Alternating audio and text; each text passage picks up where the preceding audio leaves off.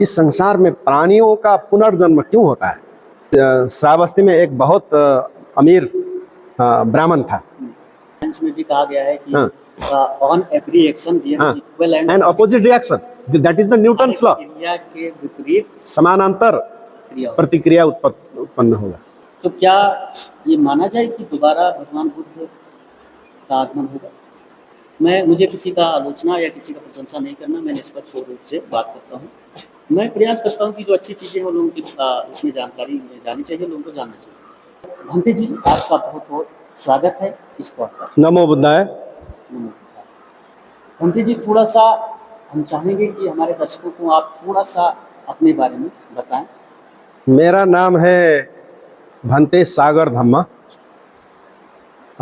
मेरा जन्म इस लुम्बिनी से करीब 400 किलोमीटर दूर नेपाल के जाजरकोट में हुआ था।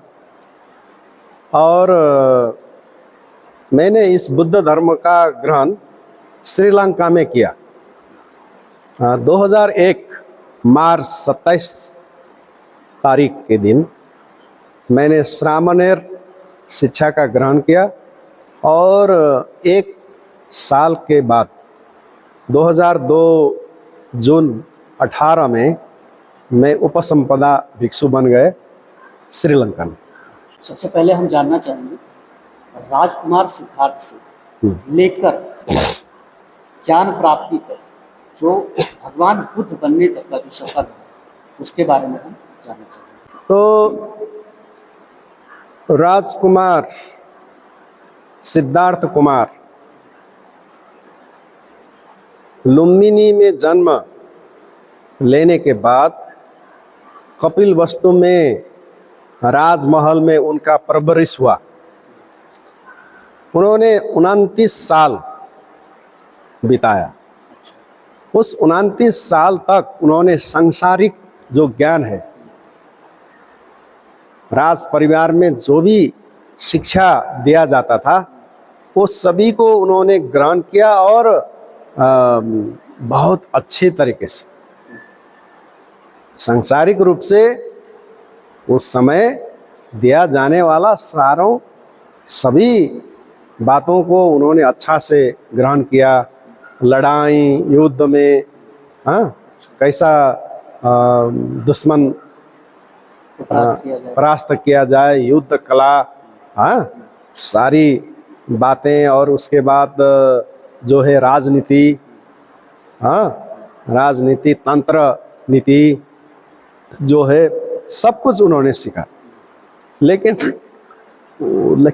उसका जो क्या हुआ कि वो अंदर से खुश नहीं हुए। तो उन्होंने सोचा कि जितने भी चीज़ मैंने किया, अगर मैं अंदर से खुश नहीं हूँ, एक क्या मतलब है।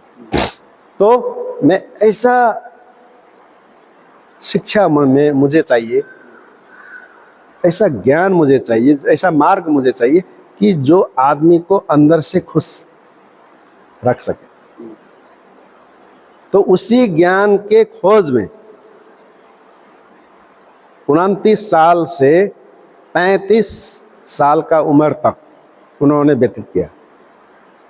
बहुत गुरु लोग उन्होंने ढूंढने लगे। पूरे 6 साल। जंगल में वो भटके और गुफा में जाके वो बसे। बहुत पद्धतियाँ जो है ज्ञान प्राप्ति का उन्होंने अपनाया, लेकिन वहाँ उससे कुछ नहीं हुआ। कभी इस गुरु से, कभी उस गुरु से, कभी उस गुरु के साथ, कभी उस गुरु के साथ। कोई गुरु इस बात कहते थे, कोई गुरु उस बात कहते थे। सभी को उन्होंने अभ्यास किया, लेकिन प्रतिफल नहीं आया। अब बहुत समय तक उन्होंने नहीं खाया, व्रत का पालन किया। तो उस समय ऐसे बताया गया था कि जो आदमी नहीं खाता है, इस शरीर को बहुत दुख देता है, उसी को मोक्ष प्राप्त होता है। तो उन्होंने वही किया, लेकिन उससे भी कुछ नहीं हुआ। तो अंत में उन्होंने मध्य मार्गी मार्ग अपनाया। शरीर को बहुत बहुत दुख देने से नहीं, और शरीर को बहुत खुला छोड़ने से, काम वासना में भूलने से, उससे भी ज्ञान प्राप्त नहीं। ये दोनों का एक मिलन जो है मध्य बिंदु, मध्य मार्ग से वो आगे निकले विपස්සना ध्यान करके। उसी विपස්සना ध्यान करके उन्होंने वैशाख पूर्णिमा के दिन बोधि वृक्ष के नीचे बोध गया में उन्होंने बुद्धत्व ज्ञान प्राप्त किया। कुमार सिद्धार्थ कपिल वस्तु अपने राजमहल से निकलते हैं। इनकी यात्रा कहाँ, यहाँ से शुरू हुई और ये कहाँ कहाँ होते हुए तब बोध गया तक जाते हैं? तो इतिहास में बताया गया है कि सिद्धार्थ कुमार तो सबसे पहले हनुमा नदी में गए। हनुमा नदी तो यही गंडक है ना, गंडक नदी में गए। गंडक नदी तो बहुत बड़ा नदी है, तो उसी नदी के किनार में उन्होंने राजकीय जो है पैरन है वो उतारा, राजकीय वस्त्र का त्याग किया। वस्त्र का वहीं पर त्याग किया और वहीं उन्होंने शिविर धारण किया। उस खुद वो सन्यासी बन गए। और आज अगर आप जाते हैं गंडक नदी के आगे, वहाँ पर भी अशोक स्तंभ है, मैं भी गया हूँ। तो वहाँ लौरिया अशोक स्तंभ एक है, और लौरिया से बाद में एक दूसरा आता है रामपुरवा, वहाँ 2 स्तंभ हैं। ये ऐसे पड़े हैं, खड़े नहीं हैं, पड़े हैं। तो 2 स्तूप कहता है कि जो भगवान बुद्ध के पहले शिक्षक थे आलार कालम, वो दोनों का कुटी आश्रम वहाँ थे। तो यहाँ से वो रामपुरवा, जहाँ आलार कालम भगवान बुद्ध के शिक्षक थे, गुरु थे, 2 गुरु, उनका वो जो कुटी है वो रामपुरवा अशोक स्तंभ है। यहाँ से तकरीबन है 200 किलोमीटर, 200-250 किलोमीटर का दूरी है यहाँ से सीधा पूर्व साइड में। वहाँ तक हमारे सिद्धार्थ कुमार गए थे, लुम्बिनी कपिल वस्तु से सीधा पूर्व साइड में। तो सीधा पूर्व साइड में गया हुआ भान मिलता है यहाँ से, और नरकटियागंज के बाद में वो रामपुरवा आता है, वहाँ तक पूर्व साइड में गए। वहाँ भी उन्होंने अभ्यास किया, कुछ नहीं हुआ। तो वहाँ से पता चलता है कि सिद्धार्थ कुमार सीधा दक्षिण 500 किलोमीटर, बुद्ध गया वहाँ से 500 किलोमीटर दक्षिण पड़ता है, तो वहाँ से सीधा दक्षिण चले गए। वो गंगा नदी भी पार करके उस साइड में वहाँ तक वो पहुँचे, वही भान होता है। तो अंत में उन्होंने निरंजला नाम का कोई छोटा नदी के किनार में अभी एक छोटा पर्वत है, चट्टान से बना है वो, वहाँ उन्होंने दुष्कर क्रिया किया और बिल्कुल अनाज नहीं लिया 40 दिन तक। अन्न का त्याग। और बहुत अभ्यास किया और उतने पतले हो गए कि पूरा जीवित आदमी जैसा नहीं दिखाई दे। तो उसके बाद वो छोटा भोजन ग्रहण करने लगे, और उसके बाद फिर शरीर में कुछ ताकत आया। हाँ? और एक सेनानी गांव वहाँ पर पड़ता है, तो उसी सेनानी गांव में जाके एक कन्या ने उनको खीर दान किया। शायद उस कन्या का नाम सुजाता का खीर ग्रहण करके उसी खीर के ताकत बल पे उन्होंने घनघोर तपस्या करने का निर्णय लिया। अब पूरा वार और पार हो जाएगा, या तो वार या तो पार। या तो आज या तो हाँ, तो उसी निर्णय के साथ वो साधना में बैठे और उसी रात जितने भी बुद्धत्व ज्ञान के लिए आवश्यक ज्ञान हैं वो सब उनको मिल गए। हाँ, तो उन्होंने सबसे पहले 4 आर्य सत्य, इस संसार में दुख है, दुख का कारण तृष्णा है, तृष्णा का अंत निर्वाण है, निर्वाण में जाने के लिए आर्य अष्टांग का मार्ग, 4 आर्य सत्य उन्होंने प्रत्यक्ष देखा और आर्य अष्टांग का मार्ग जो है उन्होंने अभ्यास किया। तो 4 आर्य सत्य, आर्य अष्टांग का मार्ग, और उन्होंने जो देखा इस जीवन चक्र वहाँ पर दिखाया गया है। जीवन चक्र है अविद्या पच्छा संखारा, संखारा पच्छा विज्ञान, विज्ञान पच्छा नाम रूप, नाम रूप पच्छा सलायतन, सलायतन पच्छा फस्सो, फस्सो पच्छा वेदना, वेदना पच्छा तन्ना, तन्ना पच्छा उपादान, उपादान पच्छा भवो, भवो पच्छा जाति, जाति पच्छा जराय, जराय पच्छा मरण, शोक परिवेद दो मनस। इस संसार में प्राणियों का पुनर्जन्म क्यों होता है, वो पुनर्जन्म का रहस्य उन्होंने देखा। क्या बताया? पटिच्च समुत्पाद, उसको कहते हैं पटिच्च समुत्पाद।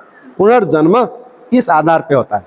अच्छा, पुनर्जन्म जो हाँ वैसे तो बौद्ध धर्म जो है, हाँ ये अंधविश्वास, कर्मकांड, स्वर्ग नरक, इन सब में विश्वास नहीं है, लेकिन पुनर्जन्म में विश्वास है। हाँ, पुनर्जन्म कोई अंधविश्वास में आधारित नहीं है। पुनर्जन्म, पुनर्जन्म का जो rebirth is not based on ignorance, rebirth is scientific। पुनर्जन्म का जो सिद्धांत है वो वैज्ञानिक है। तो क्या बौद्ध धर्म में जो पुनर्जन्म का सिद्धांत, क्या वो सिद्धांत कहता है कि मनुष्य, आप इस समय मनुष्य हैं, अगले जन्म में आप कुत्ता होंगे, अगले जन्म में आप बिल्ली होंगे? क्या ये कॉन्सेप्ट है इसमें? क्यों नहीं।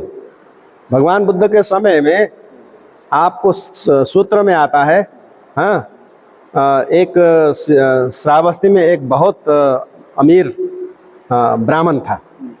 हाँ, वो अमीर ब्राह्मण कभी भी भगवान बुद्ध का दीक्षा नहीं देता था वो। हाँ, तो एक समय भगवान बुद्ध उस ब्राह्मण, उसका नाम है तोदेयो ब्राह्मण, तोदेयो ब्राह्मण, उसका निधन हो गया। निधन होने के बाद भगवान बुद्ध भिक्षाटन करने के लिए तोदेयो ब्राह्मण के घर में गए।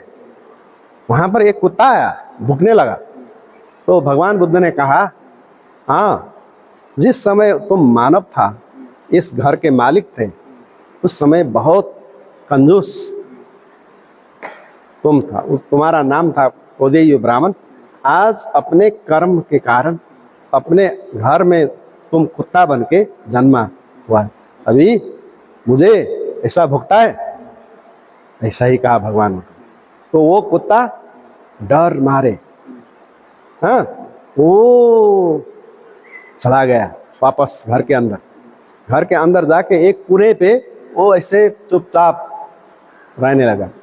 और उस घर का जो बेटा था सुबह, उसका नाम था सुबह, सुबह आया बाहर से और नौकर को कहा कि कुत्ता कहाँ है? अरे आज कुत्ता तो एक डर से अंदर बैठ रहा है। क्यों, क्या हुआ? तो ऐसा हुआ, दिन पे कोई बहुत एक लंबा लंबा बुद्ध कहते हैं सब लोग, हैं, ऐसे कमंडलू लेके घूमते हैं। तो वो आए और आके वो बहुत गाली दिया उस हमारे कुत्ता को कि तुम पहले तोदेयो ब्राह्मण थे और बहुत बुरा कर्म से तुम कुत्ता बन गया। तो ऐसे ऐसे गाली देने लगे और ये कुत्ता डर के अंदर चला गया। अरे ऐसा कहा उन्होंने। ये जो है सुव मानवक बहुत जो है गुस्से में आ गया और भगवान बुद्ध का आश्रम में गया वो और बहुत गाली दिया भगवान बुद्ध को। तो भगवान बुद्ध ने बहुत प्रेम, दया, माया, प्रेम, करुणा से, तो भगवान बुद्ध ने कहा, हे शुभ मानव, मैं एक बात तुमको बताता हूँ, तुम इस बात को वापस घर में जाके करो, क्या इसका प्रतिफल क्या आता है। तो ऐसा करो कि तुम्हारा जो कुत्ता है ना, वो कुत्ता को पसंद कोई खाना होगा, तुम जानते हो, तो वो पसंद का खाना खुआओ, और वो पसंद खाना खा के कुत्ता नींद में जाएगा। तो उसी नींद के अवस्था में कान पे जाके कहो कि पिताजी, आप सभी चीज़ मुझे दिया, लेकिन सोना का जो असर भी आपने रखा था वो कहाँ गया। इस बात तुम पूछो।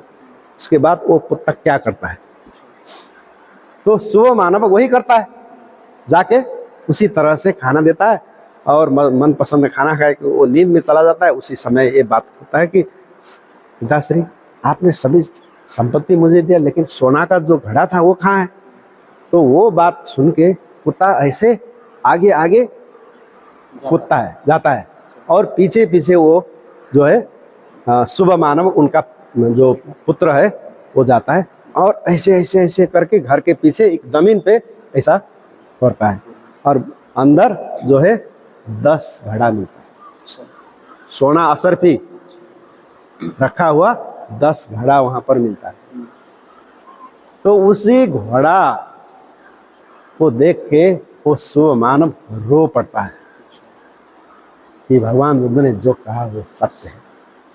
मेरा जो पिता था वो बहुत कंजूस था, वही आदमी को कोई भी वो उपकार नहीं करता था, दान नहीं देता था, इसी कारण से आज वो अपने घर पे कुत्ता बन गया। हाँ, तो कर्म का फल जो है आदमी को मिलता है। ये तो कज एंड इफेक्ट, कारण, इसका कारण है।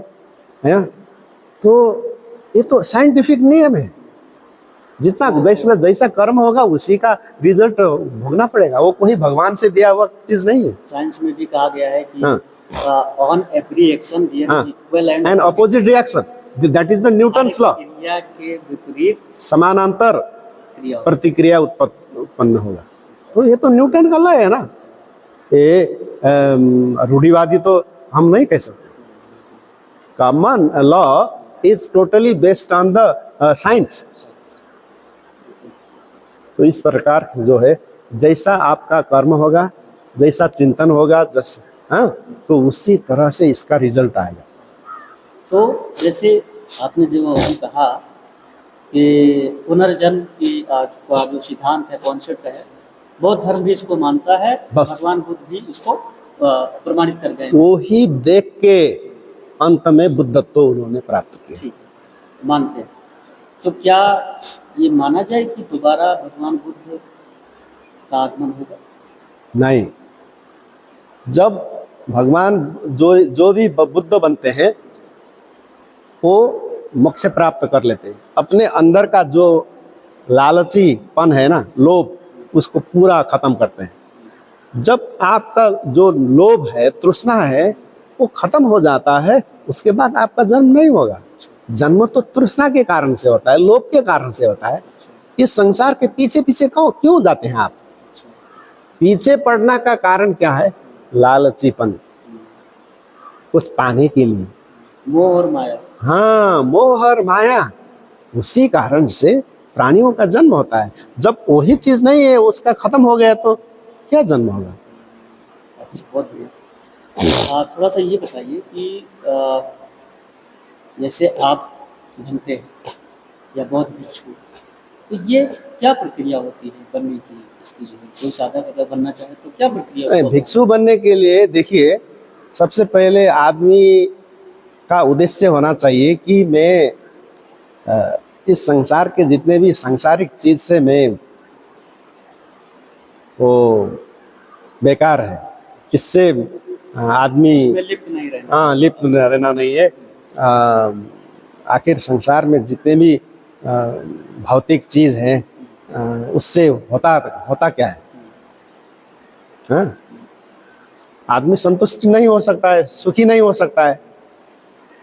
वो आपका जो सार चिंतन होना चाहिए। मैं भिक्षु बनूंगा, उसके बाद आदमी मुझे ऐसे मान लेंगे, वंदना करेंगे, सम्मान देंगे। सम्मान गौरव मुझे मिलेगा। तो इस दृष्टिकोण से कोई भी भिक्षु बनना नहीं चाहिए। और अगर ये उद्देश्य किसी को पता चल गया तो आपको भिक्षु कोई भी नहीं बनाएगा। अच्छा।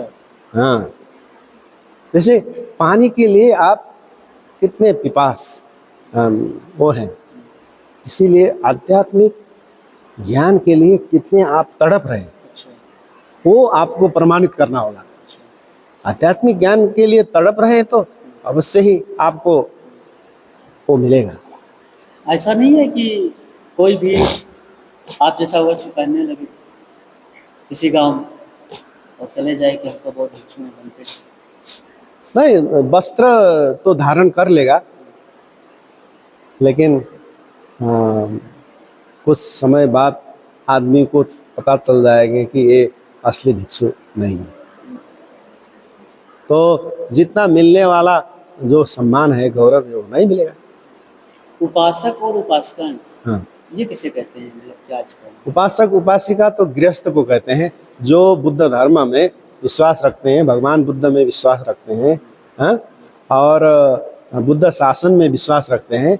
बुद्ध धर्म संघ, बुद्धम शरणं गच्छामि, धम्मं शरणं गच्छामि, संघं शरणं गच्छामि, ये होना चाहिए।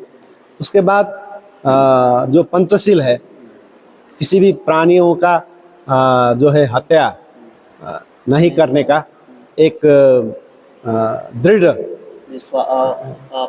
प्रतिज्ञा वो लेते हैं। अब पूरा करेंगे कि नहीं वो हम कह नहीं सकते, लेकिन प्रतिज्ञा लेंगे। पहला हो गया। हाँ, प्राण, किसी भी प्राण, जीवित प्राण, जीव हत्या का। दूसरा चोरी नहीं करना है। तीसरा पर स्त्री पर पुरुष, अपना पति होने के बावजूद, अपने पत्नी होने के बावजूद बाहर का संबंध जो है वो नहीं करेंगे। और चौथा झूठ बोलने का, झूठ नहीं बोलने का। हाँ, और पांचवा जो है अपना जो मन है, दिमाग गुम कराने वाला कोई सेवन, मदिरा, हाँ, मदिरा पान, उसी के बहुत चीज़ होते हैं ना अभी, तो उस चीज़ को ना लें।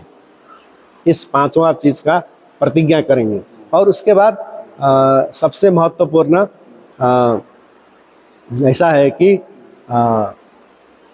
भगवान बुद्ध के सिवाय दूसरा कोई भी देव देवता और मोक्ष के लिए किसी के शरण में नहीं जाएंगे। सिर्फ भगवान बुद्ध के शरण में जाएंगे। सिर्फ धर्म के, भगवान बुद्ध का जो धर्म है ना, शिक्षा है ना, और उसी को मानेंगे। ये प्रतिज्ञा, एक प्रतिज्ञा। और तीसरा भिक्षुओं का आदर सत्कार करेंगे। भगवान बुद्ध का जो श्रावक संघ है तो उसी को मानेंगे। ठीक, बहुत बढ़िया।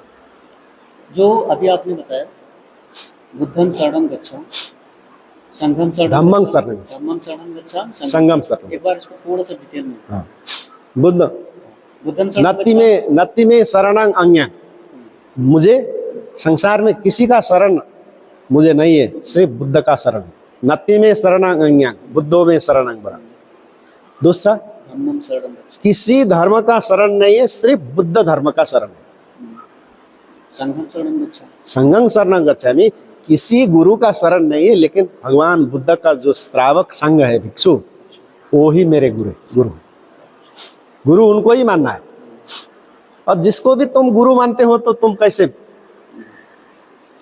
और जिसको भी धर्म के पीछे पड़ते हो और जिसको भी ज्ञान का स्रोत मानते हो, ये नहीं, सिर्फ बुद्ध, धम्म और संघ, इसको मानने आदमी जो होता है उसी को उपासक उपासिका कहते हैं, और बौद्धिस्ट उपासक उपासिका। अच्छा,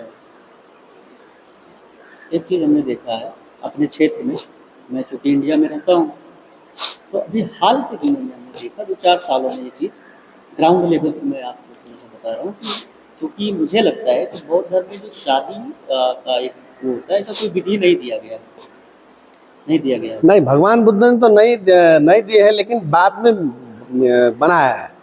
ठीक है। मैं देखता हूँ, एक दो शादियों में मैं गया हूँ तो वहाँ देखता हूँ कि भगवान बुद्ध की एक छाया प्रति रखते हैं फोटो, और बाबा साहब डॉक्टर भीमराव अम्बेडकर जी, जो भारत देश के संविधान के निर्माता थे, उनकी रखते हैं, और अपना जो भी एक भंते जी रहते हैं वो संपन्न कराते हैं। तो क्या ये सही है, क्या है इसमें नहीं, शादी के बाद, शादी के अवस्था में मेरा मानना है कि वहाँ पर बुद्ध भगवान का प्रतिमा इधर उधर कुछ नहीं रखना चाहिए। ठीक है, वहाँ पर बुद्ध भगवान का प्रतिमा रखने का कोई वो धार्मिक समारोह नहीं है ना, ये तो सांसारिक समारोह है। अच्छा। हाँ, धार्मिक समारोह अगर है, पूजा पाठ है, तो भगवान बुद्ध का प्रतिमा रखो, लेकिन वो तो धार्मिक समारोह है ही नहीं। एक आदमी सांसारिक जो मोह माह में फंसने जा रहा है, हाँ बेचारा, ठीक है, संसार में सिर्फ हाँ, संसार गृह सन्यासी लोग से ही संसार तो नहीं चलेगा, गृहस्थ लोग भी चाहिए, लेकिन हमारे लिए ऐसा गृहस्थ लोग चाहिए जो धर्म को मानता हो, ज्ञान को मानता हो। जैसे भगवान बुद्ध ने कहा कि गृहस्थ ऐसा चाहिए जो कमल का फूल जैसा हो। कमल का फूल का जो अंदर का जो वो है ना, वो कहाँ रहता है, बहुत हिला में, जो कीचड़ में रहता है, लेकिन फूल जो है वो ऊपर है, वो कीचड़ के नीचे नहीं है। इसीलिए जो सोचा है, ये माइंड सेटअप है आदमी का, वो धर्म के तरफ रहना चाहिए, और वो समाज में रहता है। हाँ, कीचड़ में ही है, समाज तो कीचड़ है ना। तो इसीलिए जो है बुद्ध भगवान का प्रतिमा लगा के कोई शादी करने वाला वो अच्छा नहीं। ठीक है, हम शादी करवाते हैं, कोई बाचा बंधन बाग के जो है बुलवाते हैं, उसके बाद आशीर्वाद देते हैं, बुद्ध भगवान का परित्राण का आशीर्वाद देते हैं। मंगल सूत्र हो गया, उसके बाद करणीय सूत्र हो गया, ठीक है, तो वो आशीर्वाद देते हैं पाली भाषा में, बस हो गया। तो वहाँ भगवान बुद्ध का शालिक बनाने का, वो मूर्ति रखने का क्या मतलब? एक चीज़ हमने और देखा, और ये खासकर हमने देखा जो नव बौद्ध बने हैं, अपने आप को नव बौद्ध मानते हैं। मुझे किसी का आलोचना या किसी का प्रशंसा नहीं करना, मैं निष्पक्ष रूप से बात करता हूँ। मैं प्रयास करता हूँ कि जो अच्छी चीज़ें हैं वो लोगों की उसमें जानकारी जानी चाहिए, लोगों को जानना चाहिए। तो हमने वहाँ ये देखा कि जो है जैसे जो एक हिंदू धर्म, उसमें क्या होता है कि मुंडन संस्कार होता है। हाँ। बच्चा पैदा हुआ तो कुछ दिन बाद उसका मुंडन होता है, ले जाके मंदिर में जो है उसके बाल उठवाते हैं और जो अपना संस्कारित करते हैं। वो चीज़ हमने देखा है कि गांव के लोग वो लुंगनी में आते हैं, और यहाँ हाँ। पर तो मैंने ये सोचा कि अगर आप जो है वो उनके बाप दादा या पूर्वज जो है हिंदू धर्म मानते थे, तो हमने ये देखा कि आप एक तरफ तो एक धर्म के कर्मकांड को कहते हो गलत है, और दूसरा एक धर्म के कर्मकांड को आप मानते हो, तो मतलब इस विषय में थोड़ा सा मैं आपका नहीं, ऐसा है, बाल जो काटने का, ये तो सबसे बड़ा संस्कार तो बौद्धिस्ट का ही है, क्योंकि भगवान बुद्ध ने बाल काट के ही वो प्रवजित हुए ना। हाँ, इसीलिए जैसे बौद्धिस्ट कंट्री में राजा होने के लिए सबसे पहले सन्यासी बनना पड़ता है, बाल काटना पड़ता है। सन्यासी बन के 1 महीने बुद्ध विहार में रहना पड़ता है, जंगल में तपस्या करना पड़ता है, विपश्यना ध्यान करना पड़ता है। ये तो बौद्धिस्ट का संस्कार है। वो घट के अभी 1 घंटा का हो गया। अच्छा, मुंडन हो गया। अच्छा, मुंडन का मतलब बाल सफाचट करवाना, एक सन्यासी का रूप धारण करना। 1-2 महीने पहले 1-2 साल करते थे, सन्यासी बन के आध्यात्मिक जीवन व्यतीत करता है। वो पार करके जो आदमी आगे जाता है वो परिपक्व बन जाता है, सांसारिक चीज़ का भी अनुभव होता है, आध्यात्म का भी अनुभूति होता है, उसके बाद वो अच्छा इंसान बनता है। ये है इसका फिलॉसफी जो है, इसका मतलब है। लेकिन अभी घट के 1 घंटा का हो गया मुंडन संस्कार। लेकिन मुंडन संस्कार का शुरुआत कहाँ से हुआ? ये तो सन्यासी जो देखिए सिद्धार्थ कुमार ने अपने बाल काट रहे हैं ना हनुमा नदी के किनार पे, ये जो फोटो देख रहे हैं ना आप, हाँ, तो उसी से ये मुंडन संस्कार का शुरुआत हुआ है। दूसरा चीज हम देख रहे हैं कि गांव में, इंडिया के गांव में घंटे बनकर जो है, जो घंटे हैं जो है ऑलरेडी है या कैसे हैं, वो गांव जाते हैं और लोगों को घरों में जाते हैं, हम लोग को दीक्षा देते हैं, ज्ञान देते हैं।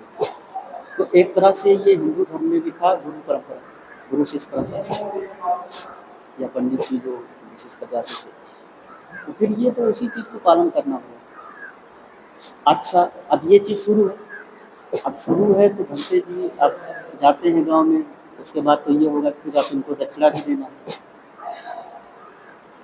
फिर दक्षिणा देना कि घंटे जी हर संस्कार का क्रम में आएंगे, तो फिर बाद में फिर इन्हीं घंटे जी को आप कहोगे कि ये तो आज जो है हमारा शोषण कर रहे हैं, या एक तरह से हमारा जो है वो कर रहे हैं। ये कहाँ तक सही है और कहाँ तक घंटे जी का एक दायरा होना चाहिए जो कि हाँ यहाँ तक सही है? कोई भी धर्म का आदमी दो बात करता है, एक संस्कार और सार। सार का रक्षा बनता है संस्कार, और संस्कार सार से ही पैदा होता है। संस्कार समाज में बैठने का लोग का चाहिए, संस्कार बिना सार नहीं, उसका संरक्षण नहीं होता है। जैसे सार धर्म जो है वो हिमाल जैसा है, हिमाल वहाँ से नहीं हिलता है। अगर कोई आदमी हिमाल देखना है तो हिमाल के पास ही जाना पड़ेगा। तो हिमाल चढ़ने के लिए बहुत तकलीफ है, इसीलिए हिमाल क्या करता है कि जन जन में जाओ कह के अपना नदी को भेजता है। और नदी बस्ती बस्ती होके, शहर होके गुजर के अपना काम जो है शीतलता प्रदान करना, हाँ, जो जल हो है वो सबको देना, अंत में सागर में जाके मिलना। तो इस प्रकार से जो है सार से निकला हुआ संस्कार, संस्कार अगर नहीं है तो समाज के लोग क्या करेंगे? के माता पिता पहले हिंदू धर्म को मानते थे, अब वो नव बौद्ध बन रहे हैं, नव बौद्ध बन रहे हैं, तो सारे संस्कार पुराने वाले जो हिंदू धर्म के थे वो मानते हैं। हाँ। अगरबत्ती जलाना, दीप जलाना, ये जो भी सारे कुछ आगे चलकर वो लोग जो है कुछ पैसे एकत्रित करके मंदिर का निर्माण करते हैं, बौद्ध भगवान का मूर्ति स्थापित करते हैं, तो सारा चीज़ वही।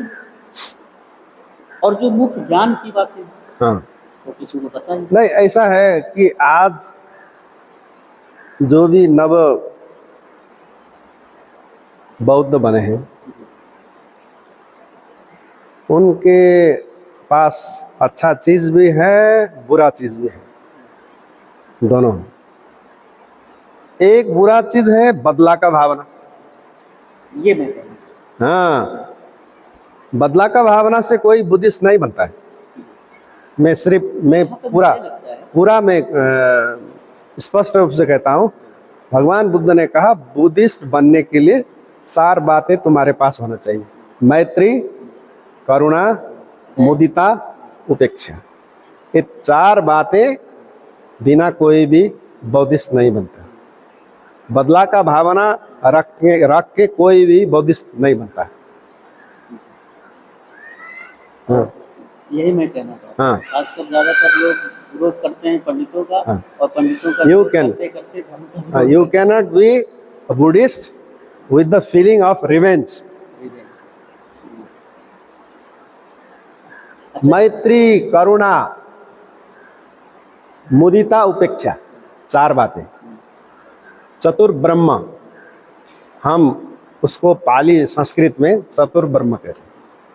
हमने ये भी देखा है कि बौद्ध धर्म का जो मुख्य सिद्धांत जो भगवान बुद्ध ने जो कहा, अहिंसा, हाँ, जीव हत्या नहीं करना।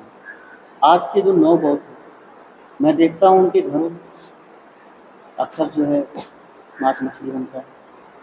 उनके शादी समारोहों में ज़्यादातर मैं देखता हूँ कि वही बनता है। तो आप किस प्रकार से जो है अपने आप को बौद्ध कह रहे हो या किस प्रकार से? ऐसे बुद्ध धर्म में मांस मछली नहीं खाना है, नहीं लिखा है, खाना है, नहीं लिखा है। दोनों नहीं लिखा है। लेकिन हत्या नहीं करना। जीव हत्या तो नहीं करना है। अगर जीव हत्या करना पड़े, आपको खाना नहीं है। तो आप खा रहे हो तो जीव हत्या तो हो ही रही है ना। हाँ, नहीं, जो शास्त्र में लिखा है वही बात मैं कहूँगा ना, मैं अपने आप से नहीं कहूँगा। संसार में जो अभ्यास में है वो ही हम कहेंगे। भगवान बुद्ध की शिक्षा में जीव हत्या नहीं करना है, लेकिन ये बात नहीं कहा है कि तुमको मांस आहार ग्रहण नहीं करना है, ये बात नहीं कहा। ठीक है। अगर आपने देखा है कि बुद्धिस्ट लोग मछली काट रहे हैं, बकरा काट रहे हैं, मुर्गा काट रहे हैं, तो आप अगर वो देखते हैं तो वो लोग बुद्धिस्ट नहीं। और खा रहे हैं तो खा रहे हैं, उसमें हम नहीं कह सकते, हम वहाँ उनसे टाड़ा रहते हैं, हम नहीं कह सकते। श्रीलंका में लोग खाते हैं, बर्मा में खाते हैं, श्रीलंका में खाते हैं, लेकिन कत्ल नहीं करते। कत्ल कौन करता है? यहाँ वहाँ या तो क्रिश्चियन का लोग करते हैं या तो मुस्लिम का करते हैं। बुद्धिस्ट लोग सिर्फ खाते हैं। अगर काटना पड़े, जीव हत्या करना पड़े, उस समय वो नहीं खाते। बस क्लियर कट है। ये तो डिबेट का विषय हो गया तुम्हारा। ये बहुत दिक्कत का विषय है, वो उससे कोई अभी समाधान नहीं निकलेगा उससे।